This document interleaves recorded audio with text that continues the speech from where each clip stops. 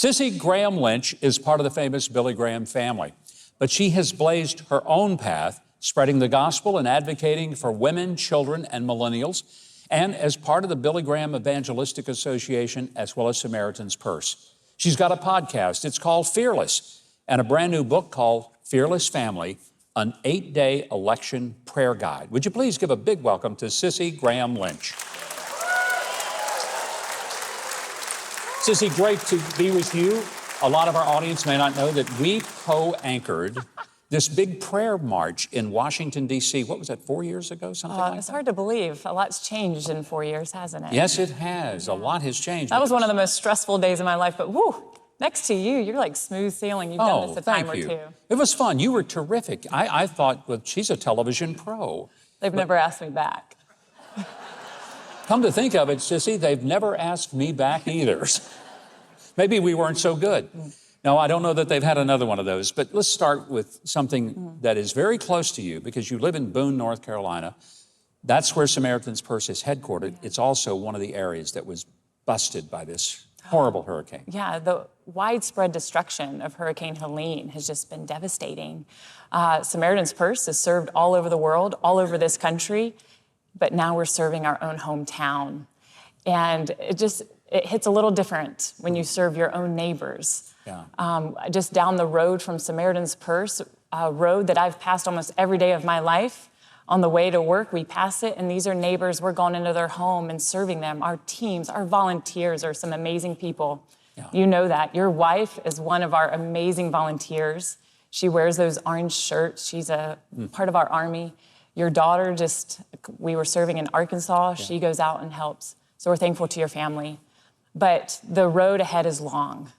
And so Samaritan's Purse is there to serve when people are in the ditches of life and facing the storms of life, to tell them that there is a God that loves them, that He hasn't forsaken them, but we take care of their physical need, whether that's tarping their roof, chainsawing trees that have been fallen down, mud out, gut out the home, or rip out drywall if we need to. But there's a spiritual need. Yeah. And the Billy Graham Evangelistic Association has chaplains. They partner with Samaritan's Purse. It's an amazing partnership. But the chaplains go in there and they love on these homeowners. They wrap their arms around them. They just listen. Sometimes people just need to talk about what they've been through, to process it, but also to tell them about the love of Jesus. And we get a front row seat at Samaritan's Purse and the Billy Graham Evangelistic Association to see God's goodness. We know that He's always working for His good, that even in the midst of devastation, He never forsakes us. So there are some sweet moments we get to see in the devastation. It's so powerful. Samaritan's Purse, a lot of people may not understand. They do the physical things, the things that are very practical and useful, like you mentioned, chainsaws, getting rid of the trees, helping people put a tarp on their roof to keep the water out, helping them to clear the debris from their yard and deal with the mold and all the things that they do. But they never do just that. They also minister to them, as you have described. But I read that just this week you've established a significant medical center in Boone because the hospitals are destroyed. Yep. So people don't have a way to get medical care. Samaritan's Purse is such a phenomenal organization that you can set up a field hospital like it was a MASH unit out in the battlefield and have doctors, nurses, and all of the medical equipment to take the place of a hospital that's been wiped out. Yeah, we have an emergency field hospital, and it's just like you said, it looks like one of those military MASH hospitals that we can set up very quickly and staff with doctors and nurses. We have one set up in the community next to Boone. We also have some smaller clinics and facilities that are to fill oxygen tanks for people. I mean, the infrastructure's gone. The difference between this hurricane and like some others, it has wiped out the infrastructure and people are stranded. Yeah. Roads are gone. And so Samaritan's Purse has also been coordinating helicopter air flights where we are providing some medical needs, some water, and just some quick emergency needs that can get to those hard-hit areas that have been isolated. And people are stranded to a point that if they're diabetic, they can't get their insulin. They don't have refrigeration to take care of their insulin. Yeah, we have the insulin on those medical flights for people. So we're talking, I mean, we hear a lot about Asheville and the areas around Western Carolina. On a scale of 1 to 10, just how bad? I mean, because even the camera crews can't get there and see all of it. We've seen it and it's horrible. But a scale of 1 to 10, how bad is this impact? It's devastating. I mean, a 10, you're in the middle of it. You're in the heat of it. It's a 10. I come from South Florida. I just moved back to Boone 2 months ago, where Hurricane Ian hit our home in Fort Myers, Florida. And the road ahead is long. Yeah. And your emotions are like in the balance. The adrenaline wears off. The reality sets in of the road ahead of you that you got to do. And some days you're feeling great. Yeah. And then some days you're like, wow, we haven't even accomplished anything. You know, I'm just listening to this. I'm realizing you're living in South Florida. A hurricane hits, destroys a whole lot of things, including your house. You move to Boone, a hurricane hits. Sissy, if you announce that you're moving to a town, everyone in the neyborhood is going to move out. They're all leaving. You know, Sissy's here, we're gone. That's they're chasing you. But it's sweet to be home and to watch this my community. I've had people come into my house I have power, I'm thankful for that are taking a hot shower, getting a cup of coffee that I probably wouldn't normally have in my home. Yeah. To meet a neighbor, to serve those, that's what we're to be, a community. We live in a world where we've isolated ourselves now, but we're called to serve. And that's the beautiful thing about the church, that we come together. At Samaritan's Purse, we always work with the local church because we want to build up the local church. We are still with Cissie Graham Lynch. We're talking about not just the hurricane, but I want to talk about this book that she's put out. It's called Fearless Family. Sissy, this is, it's a simple book, but it's an 8-day election prayer guide.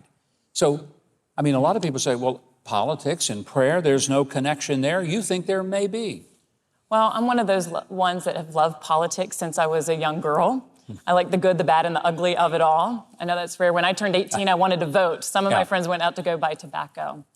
But I know a lot of people right now are weary of politics and the ugliness and the messiness. But as Christians, this is the epic battle we have to remember. Our enemies are not Democrats versus Republicans. Yeah. This is, we're fighting against evil right now, good versus evil. And we as Christians, we have to fill those gaps, those voices in all parts of our community and our culture, so that if we're silent, evil will fill the gap. We as Christians have to be able to speak truth into these situations, even, yes, in the public square and at the ballot box. But God's word has a lot to say about these issues that we're facing this election. And so with this prayer guide, which everyone in your audience gets a copy of. Did y'all know that you're going to get a copy of the book when you leave today? Yeah, courtesy of Cissie. But I want people to look at God's word and open up God's word to see what he says on these issues. And I think it'll be very clear how we are to have a voice. What are some of the issues you think are biblical issues rather than political issues that people ought to be thinking about when they cast a vote? Well, I know this is going to sound strange. I think the economy is a biblical issue. There's a lot of verses about finances. But when the economy suffers, the church suffers. Tithing is down, and we can't keep up with inflation. And when tithing's down, it's like right now we're facing, after the hurricane, a disaster ahead of us. It's the churches and the private organizations that are in there doing the job, not the government. And so those things... They are. My wife and I sent a significant contribution Monday to Samaritan's Purse. We don't trust anyone more than we do Samaritan's Purse. And I know it'll help. I wish we could finance it all, but we all need to do something like that. But I think that's right. There's a biblical mandate to use our resources as good stewards. And we've never seen government, whether that's local, state, or federal, have such an open disdain against biblical values and the nuclear family. If we stay silent on our children's education, evil is going to fill the gap. If we stay silent on the sanctity of life, we have a political party that has such a zeal for abortion. And that they were signing into laws that they don't even have to save a child that survives a botched abortion. That's evil. When, you have a political party who once again has such a zeal to have encouraged children to question their God-given gender, and that would encourage mutilation and take toxic hormones, that is evil. We have to stand against that. So it's all biblical, it's not political. I love your dad, Franklin Graham. I mentioned to you that he had a quote, I think it was on Twitter, and he said, a lot of people don't like the personalities of the candidates and all. And he said, but we're not electing our Valentine. And I thought, what a brilliant assessment. I have quoted him to somebody every day since I read that because I thought, that sums it up. This isn't about personality. It is about the policies that are going to be in place that will determine what kind of culture that my children and grandchildren are going to be living in. Yeah, it's important. The policy is going to outlive the person. I'm a mom of 3. I never thought how hard it would be to raise my children the way that I see fit, according to my biblical beliefs, and worry about what's in their future. But I believe that we as Christians, we have a sense of duty. First off, we've been given great freedom here in this country. I love this nation. I was just in Washington, D.C. this morning and overwhelmed with emotions of how wonderful our nation is. But we've been given freedom. To whom much is given, much is expected. God expects us to do stuff with our freedom, like vote. Yes. And I know we can sit frustrating with people that want to sit out of the fray because they don't like somebody. But there's a lot more at stake here with this election than a personality. Will take it seriously.